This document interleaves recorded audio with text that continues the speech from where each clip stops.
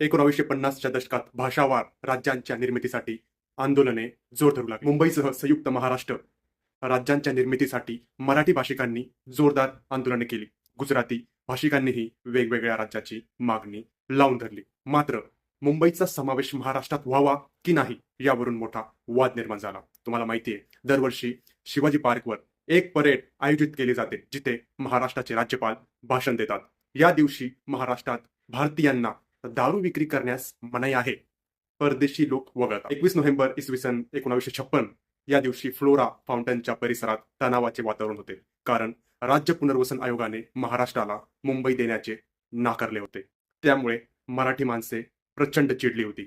जनसमुदाय एका बाजूने चर्चगेट स्थानकाकडून व दुसऱ्या बाजूने बोरी बंदरकडून घोषणा देत फ्लोरा फाउंटनकडे जमला.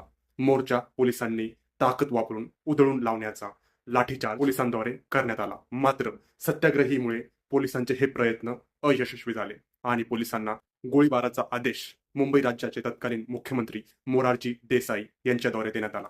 गोळीबार झाला आणि संयुक्त महाराष्ट्राच्या लढ्यात 106 आंदोलक हुतात्मे झाले.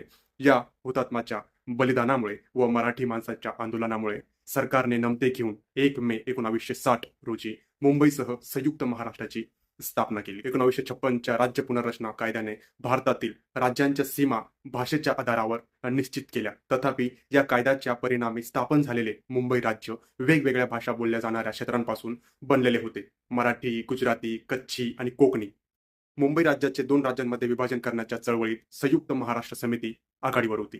एक राज्य जिथे लोक प्रामुख्याने गुजराती आणि कच्छी बोलतात आणि दुसरे राज्य जिथे लोक प्रामुख्याने मराठी आणि कोकणी बोलतात. 25 एप्रिल 1960 रोजी भारतीय संसदेने लागू केलेल्या मुंबई पुनर्रचना कायदा 1960 नुसार या चळवळीतून महाराष्ट्र आणि गुजरात राज्यांची निर्मिती झाली. धन्यवाद.